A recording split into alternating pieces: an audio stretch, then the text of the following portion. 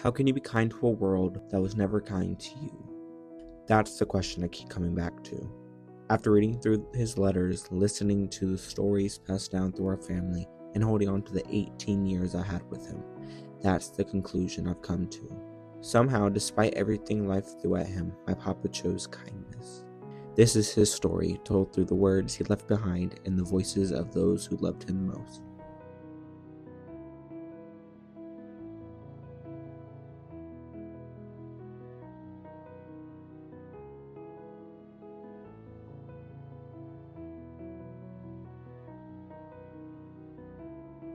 Kenneth Allen Watson was born on June 14, 1959 in a small town in Alabama. He grew up in a cramped two-bedroom house where he and his 5 brothers shared a single bunk bed. His family survived on $30 a week for groceries. To understand that kind of poverty he faced, you need to understand his mama's cooking. Her go-to meal was hoe cakes and red-eyed gravy, a southern staple that was warm and filling, but most importantly, cheap. As one of the oldest boys, he didn't get the luxury of a childhood. By the time he reached the 11th grade, he had already left school to help provide for his family.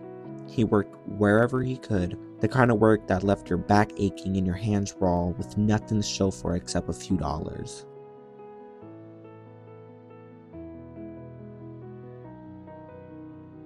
My aunt and I found these letters in a place no one expected, tucked away in the shed he built himself 30 years ago. Hidden inside a dusty purple Crown Royal bag wedged between the studs in the wall. Everyone in the family knew these letters existed, but they also knew they weren't all, let's say, PG rated. So, for my grandma's sake, we're leaving those parts out. Dear Mary and kids, just dropping these few lines to let you know I'm okay. Boy, it hurts having to be away from something you love so much.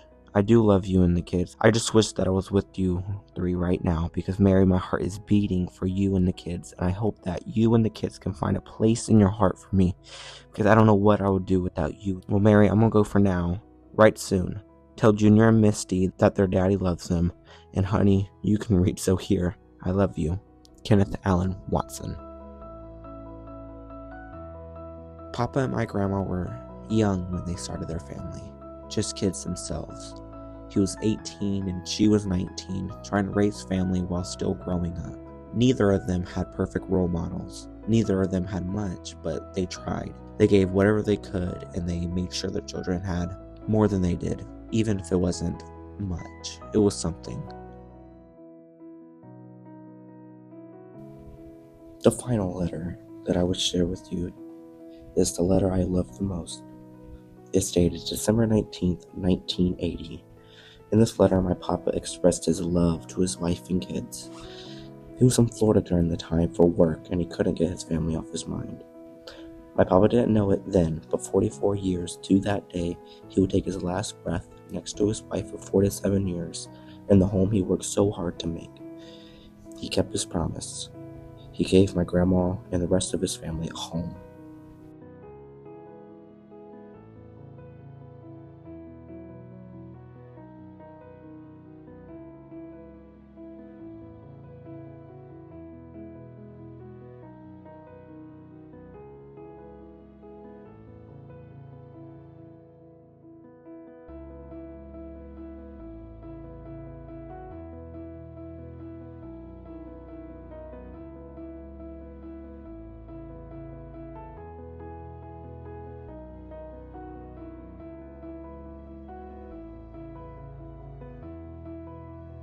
Letters can only tell part of a story.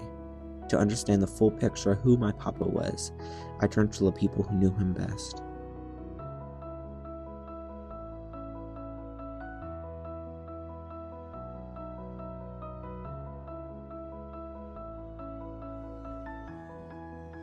My earliest memory of Papa was probably around when I was 5 years old, and him and Grandma went to North Carolina to come pick me up so that I could visit them. I can remember the excitement I had when I saw them walk to the door. I was freaking out because I didn't know that they were coming, because it's been a year or two since the last time that I had seen them.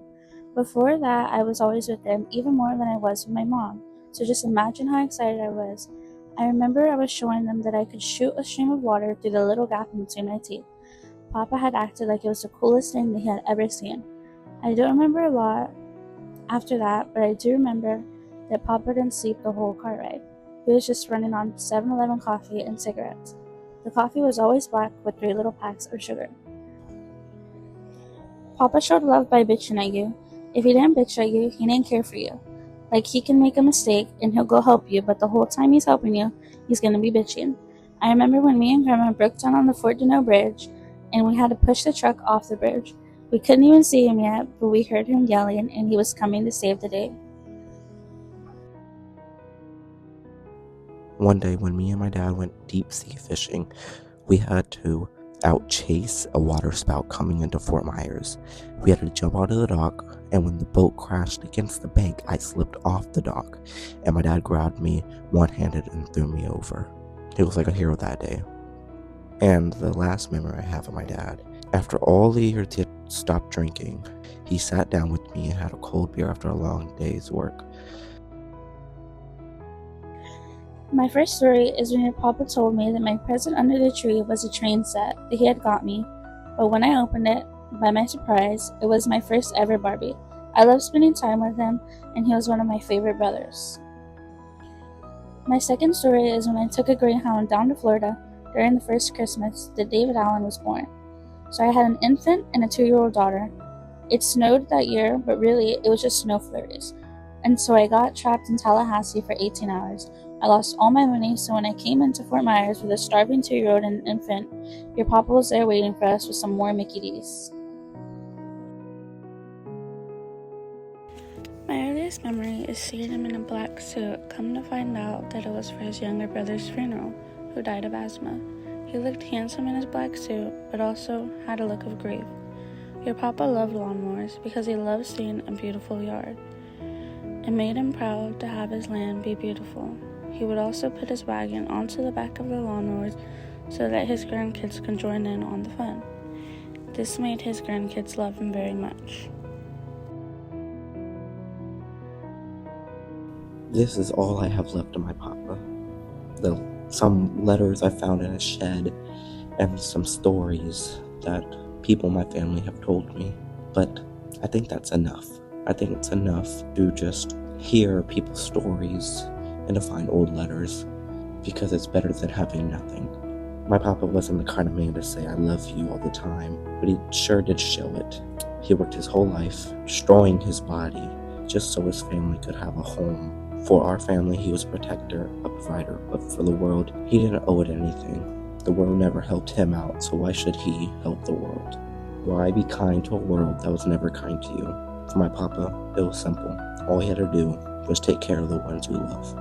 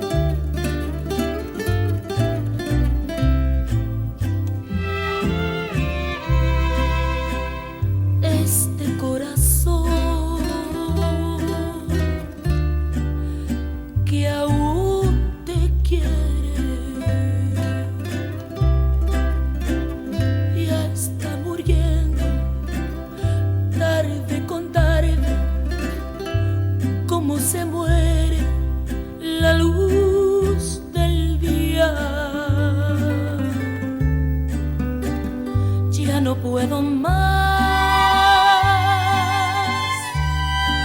tú me haces falta, vuelve conmigo, alma de mi alma, vidita mía, ¿a dónde estás?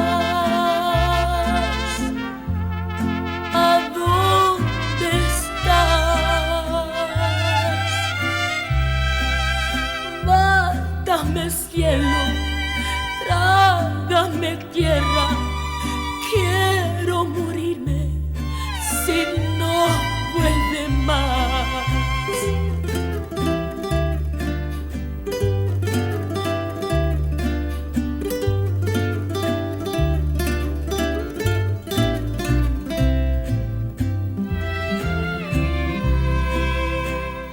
ya podrás tener el mundo entero y entre tus manos toda la dicha y otro cariño mejor que el mío. Pero ya verás